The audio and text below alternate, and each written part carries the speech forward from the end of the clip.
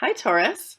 Welcome to Pandora Astrology's monthly horoscope for January of 2020. This month, there is that big pile of Capricorn carrying over from last month in your ninth house still.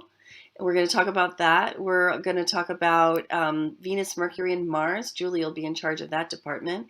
And then I've got some moons to tell you about. Hey, Julia, take it away.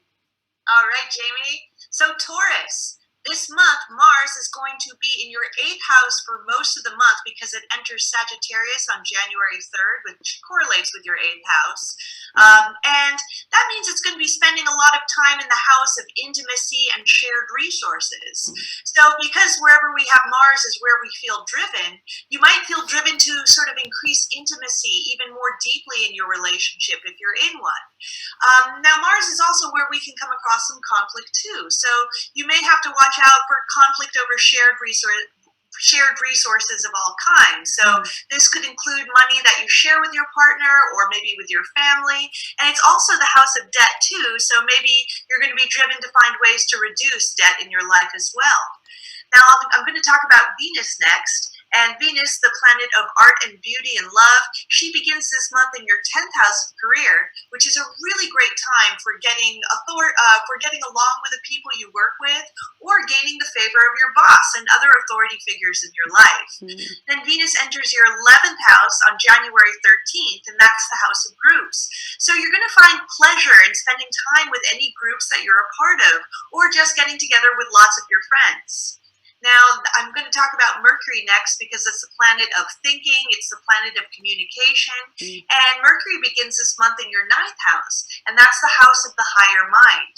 So you may be in a very philosophical mood in the beginning of the month, or interested in learning something which can expand you in some way. Then Mercury enters the 10th house on January 16th, and again, that's the house of career. So your mind is then going to be very focused on ways to kind of get ahead in your job, and that transit particularly favors any work which might deal with buying and selling or teaching or public speaking or writing, because those are all things that Mercury rules. The last planet I want to talk about is the Sun. And the Sun begins this month in your ninth house, and that is the house of the higher mind, also known as the house of Jupiter. And this is just really the most expansive house in astrology. So your focus is really going to be on expanding your worldview somehow. And you may be drawn to really learning some new things, maybe about foreign places or about maybe different languages. Then when the Sun enters your 10th house of career on January 20th, you're going to be really focused on accomplishing something that's out there in the world. Or, because the 10th house is also our public reputation, maybe spending more time building up your public reputation in some way. What else do you see going on this month, Jamie? I was just thinking that I see Taurus as being ruled by Ceres, which not all astrologers do. And I think it's important to know where is your planetary ruler. So for those Taurus folks who are watching this video, if you're the Taurus the Taurus reason why you're watching this is that you have Taurus rising, then it can be useful to know where Ceres is. And right now, Ceres is in Capricorn all month in that ninth house of yours. Ceres has to do with the things that connect us to the physical world, our physical bodies, the food we put into them, and the money we make to sustain them. So Ceres is, among other things, all about wealth building. And in your ninth house of growth and expansion, there's just no better place to find Ceres. She's exalted there. So this is a great season, really, for wealth building to go on for you. And it really has to do with your capacity for creating the structures that will get you there. So that seems pretty nice. Then we have January 10th is a really interesting day for a couple of reasons. One of them is that it is Greater Epiphany Day, and that's what it is when Mercury and the Sun form a conjunction. It's a day of insight when Mercury is moving direct and fast, the opposite of Mercury retrograde, and it just smooths out all the tangles of life. You can set deadlines, you can move ahead with projects, you can organize things, and things tend to go, if not perfectly, at least they seem to be heading in the right direction at some speed.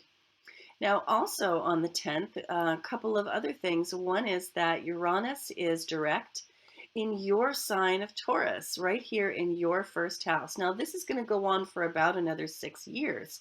There's no surprise there. But when Uranus goes direct, it just unleashes your genius a little bit more.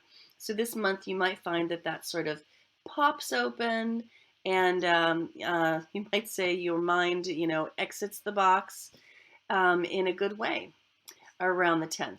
Now, the third thing going on here at this point of the month is a full moon and also lunar eclipse in the sign of Cancer. Here's the moon down here in your third house of thought and communication, and opposite the sun in Capricorn in your ninth house of greater thought and philosophy. Now, this particular opposition, because it falls along the Cancer Capricorn axis, is going to have an awful lot to do with, do I be strong and armored and tough and get the work done? Or do I be soft and gentle and connect with others and bond and engage in self-care? And so that dilemma is going to be really, really up around the 10th. So the 10th is just a super, super busy day. And we have a video in our January news playlist all about that lunar eclipse. And you might want to look it up so that you can get an idea, more of an idea of what it's all about. Because eclipses are kind of a big deal. They only happen about every 6 months. So as the month goes on, we have a new moon in Aquarius happening on January 24th. And that's going to be early in Aquarius.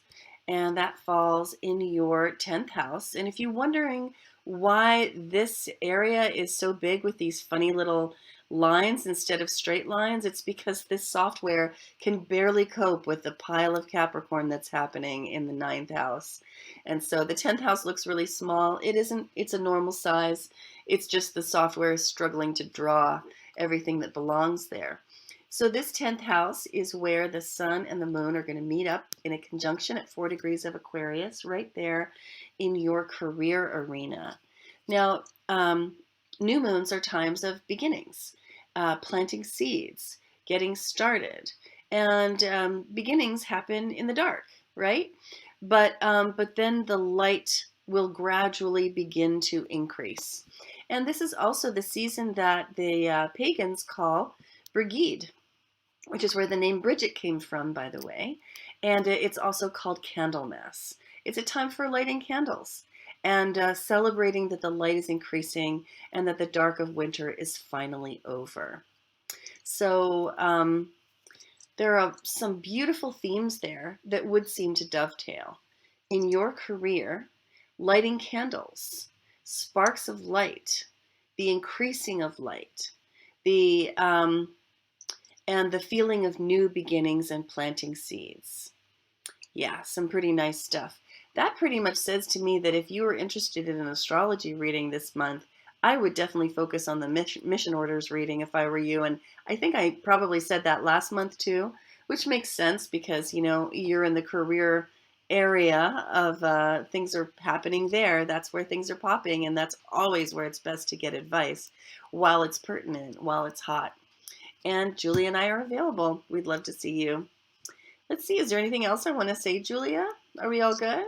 I think we covered it. I think we did. You can always find horoscopes like this one on pandoraastrology.com/horoscope or on our YouTube channel, Pandora Astrology, and they'll be gathered together in a playlist. And we'll see you around the cosmos. Bye. Bye-bye.